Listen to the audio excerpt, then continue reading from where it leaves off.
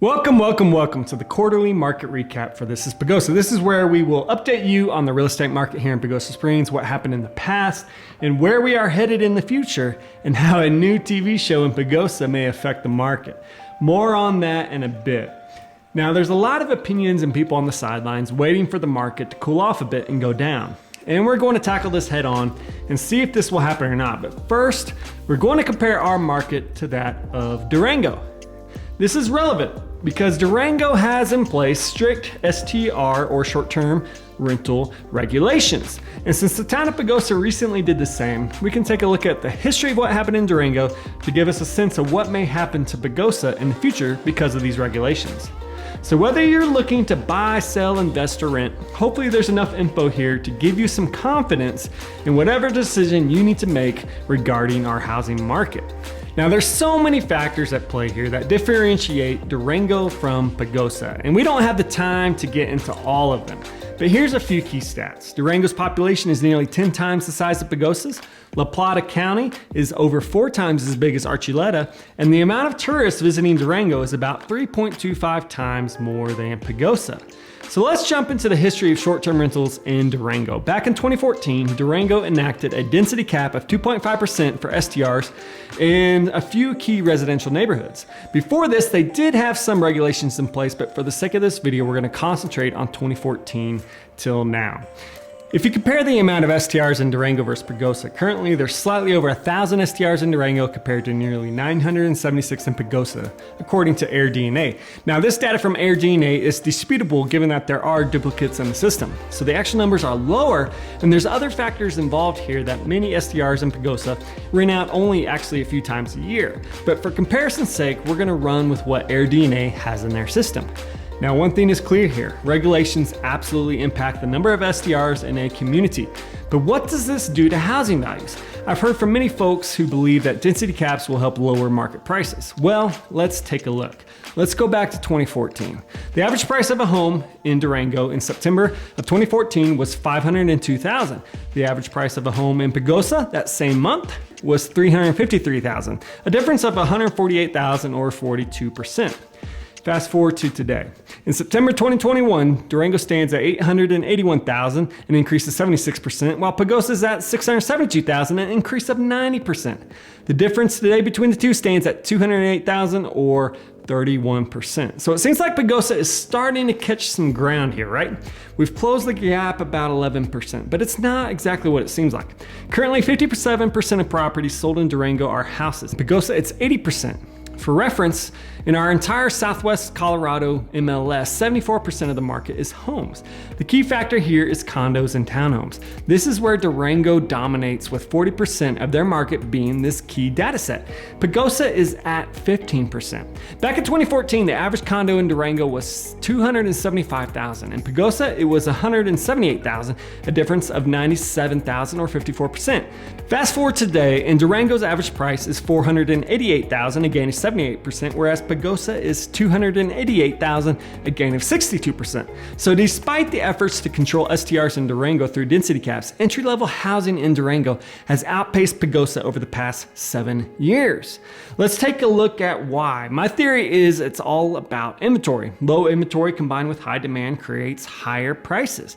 In September 2014, Durango sold a total of 83 homes, condos, and townhomes. Pagosa sold only 39. That's 112% more than Pagosa. Fast forward to today, Durango sold 99 properties, an increase of 19% from 2014. Pagosa sold 59, an increase of 51% from 2014. The gap between Pagosa and Durango now stands at only 68%.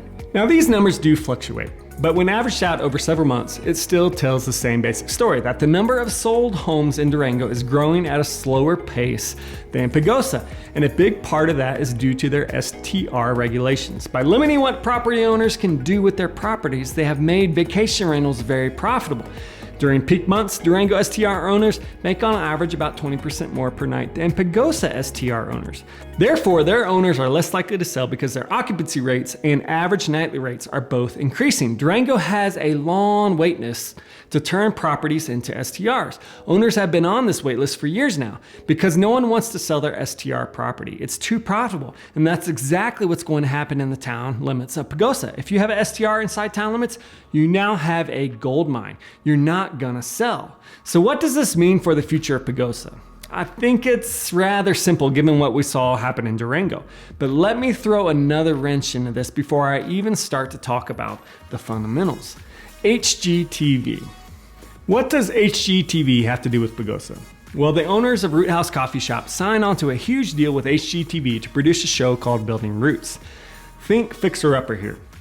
HGTV has been here all summer long recording this show, and it's slated to premiere in December with a 3-year deal. So what's going to happen when millions of viewers across America see on their TV sets a fixer-upper type of show, but this time instead of the plains of Texas, they get to see the majestic San Juan Mountains?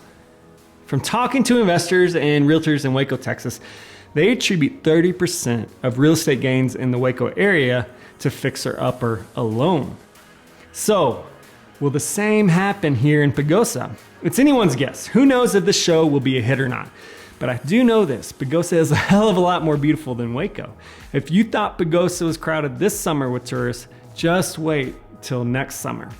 To put it another way, a 30% increase in values would put the average price of a Pagosa home close to $1 million. So, is there enough justification for the market to increase another 30%? There's a lot of folks on the sidelines waiting this out, thinking this is a housing bubble, but the truth is, it's not. It's a supply and demand issue. Just like how our supply chain crunch is leading to inflation for nearly every country on planet Earth, our lack of supply in Pagosa is leading to a market that continues to inflate in price. 3 things to remember here. Number 1, we're not alone. All of America is experiencing this. 20 years ago, the construction industry stopped building homes at the same pace of the previous 20 years. Had they kept up that same pace, we'd have nearly 6 million more homes across America. It's this lack of construction that's fueling the market. It's about supply and demand during a time where anyone can work from anywhere now. Number 2, the previous housing bubble in 2009 was caused by the subprime lending industry. But today, the fundamentals of our banks and lending system are rock solid. In fact, there was a huge concern about mortgage forbearances that popped up during 2020 due to COVID and how they would lead to delinquencies. But we're already back to pre-COVID levels. Take a look at the difference between 2009 and today. It's absolutely remarkable. And number 3, mortgage rates. They are still very low, almost to the point where it's free money. And I don't see the market dropping so long as interest rates are this low. Let me put it another way. A 1% difference on mortgage rates for a $200,000 home increases the monthly payment around $100. That's approximately $30,000 more in interest over 30 years. That's nearly 15% of the purchase price. If the market were to fall 15% tomorrow and interest rates increase 1%, that's nearly the same payment as today. So for those waiting on the sidelines, it's not so much about real estate values, it's about your mortgage rate. Now let's quickly go over our market stats for Pagosa. These numbers all average out the prior 3 months to get a more accurate picture. The median price for all properties is hovering around $527,000, with the average price around $592,000. That's 18% more than a year ago and 47% more than 3 years ago. Days on market continues to decrease, sitting at 62 days, 27% lower than last year. But the biggest stat of all, which confirms everything we've gone over so far, is active homes for sale. That's an all-time low of 134. That's 74% lower than last year. And as far as properties sold, Pagosa stands at 62, 19% lower than a year ago, with 80% of those sales being homes. All of this points to an inventory crunch. And from the way things currently look, it's going to get worse over the winter. Now, there may be some softness in certain price points right now, like homes over $1 million, but nothing indicates that we're going to see a market correction. Zillow recently came out and forecasted another 12% appreciation in home values for 2022. And they're not the only ones. Goldman Sachs said prices will rise another 16% in 2022. So, what does all of this mean for Pagosa? Well, Taking into account the US market as a whole, how strong the mortgage industry fundamentals are, the exposure Pagosa is going to receive based off this new TV show, the history of Durango and its STR regulations, and how Pagosa just did the same within its own town limits, well, I think Pagosa is about to explode in both values and growth. At some point, the pace will slow down and return to a normal 3 to 5% annualized growth. But in 5 to 10 years, I see the average price for a home in Pagosa approaching $1 million. To some, this is exciting. To others, it's discouraging given how affordable housing is an issue here. But as a reminder, we're not alone in this. This is occurring all over America. And regardless of your viewpoint, I hope you found this informative. And if you need any guidance or help when it comes to selling or buying here in Pagosa, I would love to help you out and live that mountain lifestyle here in Pagosa.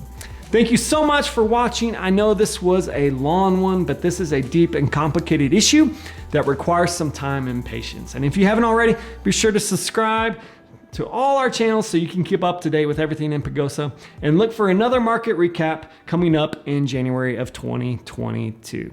Cheers, Pagosa. Hey, thanks for watching. If you're looking to move to this magical town and need to buy or sell a home, I'd love to help guide you. And if you're a local business that would like to collaborate to make cool content, contact me. Cheers, Pagosa.